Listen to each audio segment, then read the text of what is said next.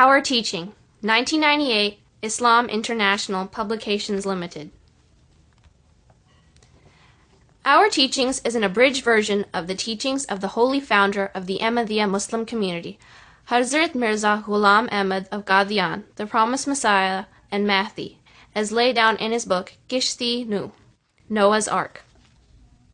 Publisher's note: Our Teaching is the English translation of a portion of the Urdu book Kishti-Nu, Noah's Ark, published in 1902 and written by HADHRAT MIRZA GHULAM AHMAD of Qadian, India. HADHRAT MIRZA GHULAM AHMAD claimed that he was the promised Messiah and Mahdi, whose advent had been foretold by the Holy Prophet Muhammad, peace and blessings of Allah be upon him. His mission was to revive the original and pristine teachings of Islam as enunciated in the Holy Quran and as explained by the Prophet, peace and blessings of Allah be upon him, in the Hadith. Our teaching, therefore, contains nothing but a gist of the teachings from the above two sources. HADHRAT MIRZA GHULAM AHMAD founded the Ahmadiyya Muslim Jamaat in 1889 under express divine guidance for the renaissance of Islam. He invited Muslims in particular and all members of the human race in general to join it, stating that this was the path of salvation. That is why he entitled the complete book Noah's Ark, meaning that those who wanted to be saved from the deluge of irreligion and materialism should enter into the fold of the community. Our teaching was addressed primarily to members of the community for their moral and spiritual education. Its contents, however, are so soul-inspiring that every soul in search of spiritual upliftment can derive benefit from it. We wish to point out that one chapter, entitled Our Beliefs, has been added to the original booklet. This is an extract from Invitation to Ahmadiyya, written by HADHRAT MIRZA Bashiruddin Mahmud Ahmad, second successor to the Promised Messiah, alayhi salatu wasalam. Since its original publication, Our Teaching has been translated in various languages of the world and has gone through many editions. The present edition is being presented by Islam International Publications Limited. Forward. This is a time when the darkness of materialism has overspread the entire face of the earth and obscured people's vision. Many there are who profess faith but are deprived of its true sweetness and strength. They are unaware of the one living, omnipresent God. For the benefit of seekers after truth, therefore, I present an abridged version of the teaching of the holy founder of the Ahmadiyya movement as laid down in his book Kishti-Nu, Noah's Ark, which he wrote to save men from the current deluge of irreligion and materialism. This book was intended mainly for the members of the Ahmadiyya community, but Muslims in general have also been addressed in it. The book is a torch of guidance through which every Muslim, nay, every man with a craving for truth and spirituality can rekindle his inner lamp and illuminate his heart.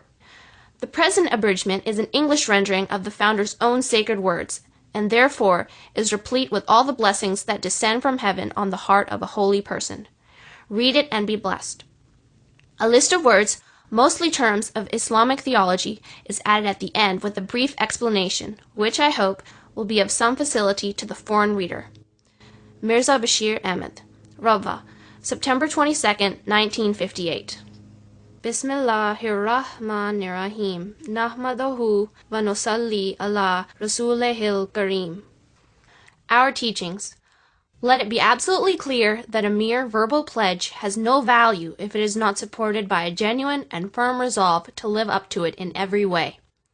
Therefore, whoever fully lives up to my teachings, he alone enters that house of mine, with reference to which God Almighty has promised. Inni ohafazo kulla man fid dar. I shall myself protect all those who are in this house. It should not, however, be understood here that this divine protection is extended only to those living within the compass of my house, made of mud and bricks. The pledge also encompasses those who follow my teachings to the fullest extent, and who, therefore, can truly be said to be the inmates of my spiritual house. Relevant to a proper observance of my teaching, it is essential that one should firmly believe that there is an all-powerful, all-sustaining, supreme being, the creator of everything, changeless, everlasting, and eternal.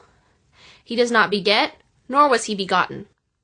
He is holy, so that there is no need or occasion for him to go on the cross or suffer in any way or be subject to death. He is such that being far removed, he is still very near, and being very near, he is still very far. Although he is one and absolutely unique, his manifestations are diverse and multifarious. Whenever there occurs in man a new change, for the changed man, he becomes a new God. Dealing with him on the basis of a fresh manifestation, the man witnessing a change in God, in proportion to the change in himself, not that there occurs any change in God, he being eternal, changeless, and most perfect in himself, but with every change in man, for the better. God also reveals himself to be in a fresh and clear manifestation. With every progressive effort on the part of man, God also shows himself with higher and more powerful manifestation. He displays an extraordinary manifestation of his power and glory, only when man shows an extraordinary change in himself, this being the root and the bedrock basis of the marvels and miracles witnessed at the hands of all servants of God. Belief in this God, with these powers, is the foremost essential condition of our movement. Inculcate this belief in your hearts, giving to its implications and requirements the first and topmost priority over all considerations of self, over its comforts and relationships. By means of actions in the field of your daily life, with unflinching courage, show a steadfast loyalty in his way. Others in this world do not give him preference over material means and the support they hope to get from their friends and relations. But do you give him the first place, so that in heaven you should come to be reckoned his people. To show signs of grace is the eternal way of God. But you can partake of this blessing only when there remains no difference and no distance between him and you. Only when all your wishes, hopes, and desires merge into his will. Only when at all times, in success or failure, in hope or disappointment, you remain in humble prostration at his door, so that he should do with you what he will. If you act like this, in you would appear that God, who for a long time has kept his face concealed from the world. Is there any among you, then, who would act upon this teaching, seeking only his pleasure, without the slightest sense of dissatisfaction against the way his will works? Even in distress, you should put your best foot forward, for this is the secret of your success, and you should strive to the utmost of your power to spread the idea of his singleness and unity all over the earth. Be kind and merciful to humanity, for all are his creatures. Do not oppress them with your tongue or hands or in any other way. Always work for the good of mankind.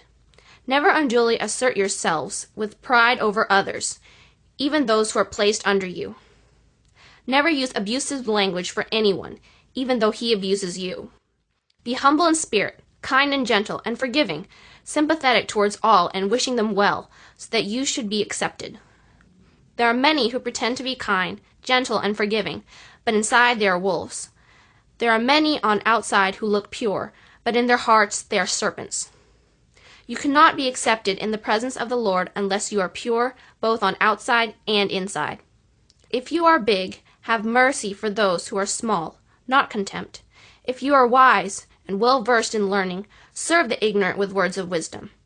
Never desire to bring disgrace on their ignorance by trying to show off your own learning. If you are rich, instead of treating them with self-centered, disdainful pride, you should serve the poor. Beware of the paths of destruction. Fear the Lord.